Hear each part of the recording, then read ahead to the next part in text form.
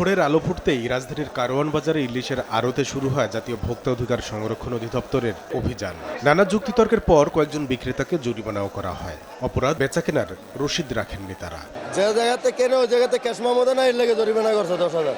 এইটা তো কখনো কেউ দেয় না, ওয়াইন্দা বলবে না, কেউ ওর কাছে নাই। এরই মধ্যে বিক্রেতারা দাবি করলেন সুস্বাদু এই রূপালী মাছের দাম কমছে, যদিও বিভিন্ন অঞ্চলের ইলিশ বিক্রি হচ্ছে বিভিন্ন দামে। এটা আছে 2 কেজি 300 গ্রাম, এটা নিলে আজকাল লেগা 2500 টাকা কেজি রাখা যাবে। গোলা মেঘনার মাছের দাম বেশি, চিটাং এটা হলো ফিশিং, এটা হলো সাগরের মাছ, এটা একটু দাম একটু কম। বেচতে 1600 টাকা কেজি, এটা চাঁদপুরের মাছ। বরিশালের হয়তো 50 টাকা কম হয়। ক্রেতারা বলছেন উচ্চ মূল্যের কারণে মাছে ভাতে বাঙালির কাছে বর্তমানে দুষ্প্রাপ্য বস্তুতে পরিণত হয়েছে জাতীয় মাছ ইলিশ। এরা 2200-2500 নিচে ছাড়তে যাচ্ছে না। 1 কেজি ইলিশ মাছ 1600 টাকা, তাহলে 2 কেজি গরুর মাংসের সমান। জনগণ তারা যেন দুবেলা দুমুঠো ভাত খেতে পারে, সেই জন্য এটার দিকে একটু নজর দেওয়া উচিত।